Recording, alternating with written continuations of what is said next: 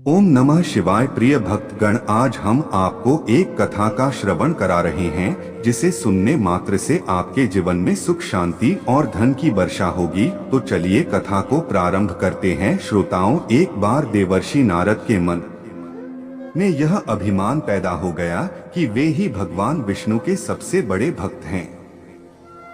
वे सोचने लगे, मैं रात दिन भगवान विष्णु का गुणगान करता हूँ, फिर इस संसार में मुझसे बड़ा भक्त और कौन हो सकता है।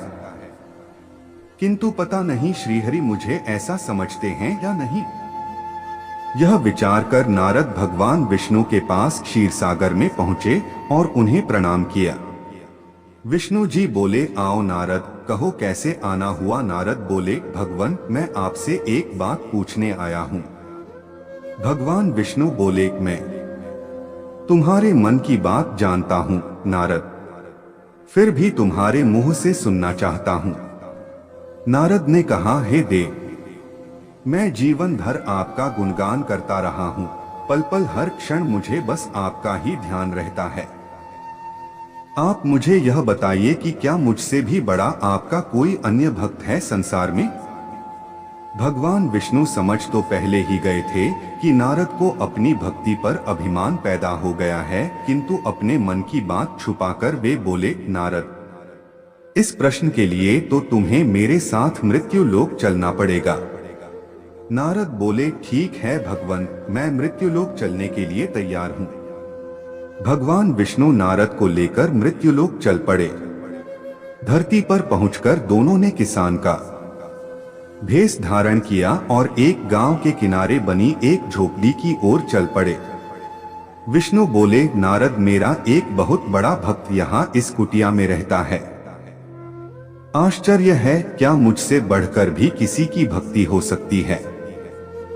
नारद के मुख से निकला, क्या वह भी मेरी तरह आपका ध्यान लगाए रहता है। आओ स्वयं ही जान लोगे। विष्णु ने कहा और उस कुटिया की ओर बढ़ गए।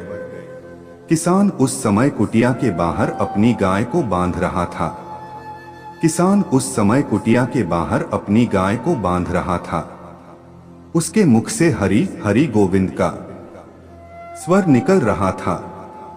किसान भेषधारी विष्णु ने उसके निकट जाकर नारायण नारायण कहा तो किसान ने विनीत स्वर में पूछा, आप कहां से आए हैं भद्र, मेरे लिए कोई सेवा हो तो निःसंकोच बताइए।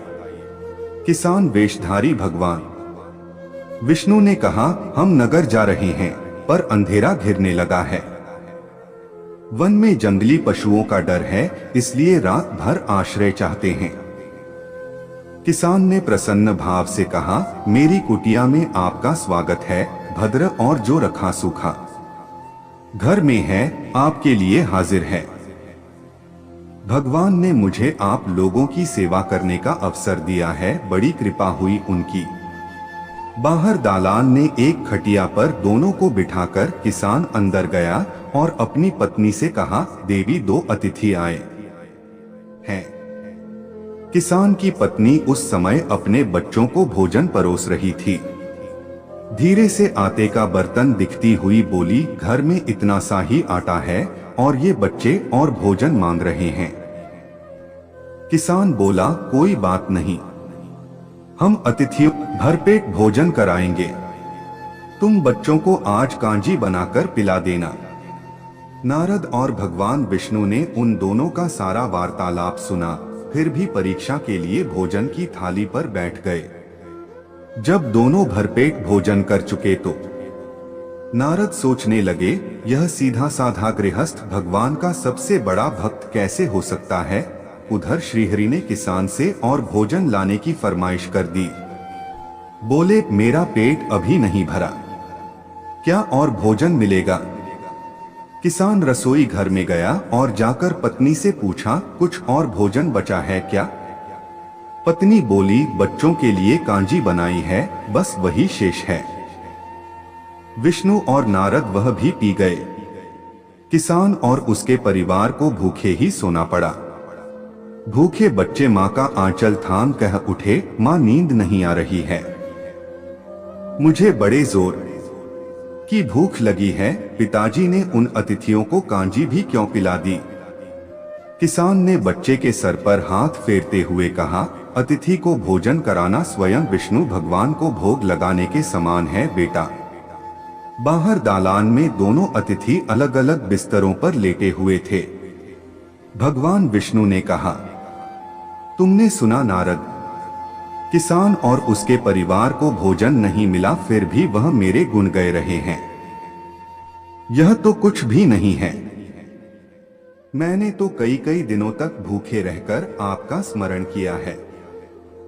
अगले दिन सुबह उन्होंने देखा किसान भगवान विष्णु की मूर्ति के सामने कह रहा था, गोविंद हरि हरि, तुम सदा मेरे मन में बसे रहो, बस मुझे कुछ और नहीं चाहिए।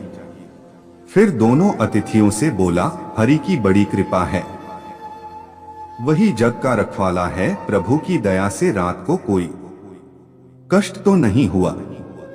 जब तक आपका जी चाहे तब तक आप दोनों यहाँ रहे, मैं खेत पर जा रहा हूँ। किसान भेषधारी श्री हरि बोले, हम भी तुम्हारे साथ चलेंगे यदि तुम्हें कोई आपत्ति न हो तो। नारद और विष्णु भगवान किसान के साथ उसके खेत पर गए। किसान बोला, यही है अपना खेत, अब मैं अपना काम करूंगा। गोविंद हरि हरि। नारद बोले, तुम तो सत्पुरुष हो, भगवान के बड़े भक्त हो, हर घड़ी उनका नाम लेते रहते हो।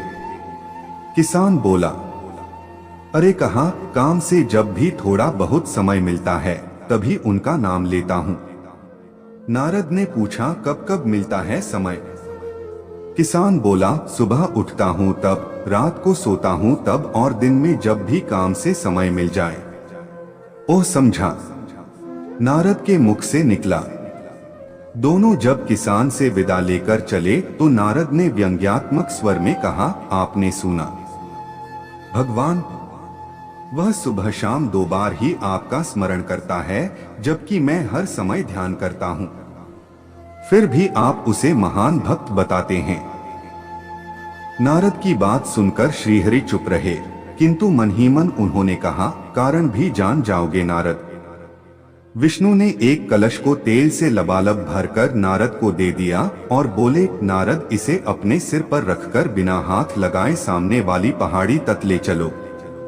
ध्यान रहे इस कलश में रखे तेल की एक बूंद भी जमीन पर गिरने न पाए। नारद बोले, यह कार्य सहज तो नहीं है। यह कहकर नारद ने कलश सिर पर रख लिया और पहाड़ी की ओर चल दिए। नारद पहाड़ी तक गए और लौट आए। विष्णु बोले, लौट आए नारद, ठीक है, अब यह बताओ कि इतनी दूर जाने और आने में तुमने कितनी बार मेरा स्मरण किया है? नारद बोले, एक बार भी नहीं भगवान। करता भी कैसे, मेरा सारा ध्यान तो तेल और कलश की तरफ लगा हुआ था। श्रीहरि बोले, तब तुम ही सोचो, वह किसान दिन भर कठिन परिश्रम करता है, फिर भी 2-4 बार मेरा स्मरण जरूर करता है, और तुम एक बार भी मेरा स्मरण नहीं कर पाए। विष्णु की बात सुनकर नारद के अंतर्चक्षु खुल गए। वह श्रीहरि के चरणों में गिरकर बोले, मान गया प्रभु, जो संसार के झंझटों में रहकर भी आपका स्मरण करते हैं वे ही सबसे बड़े भक्त हैं।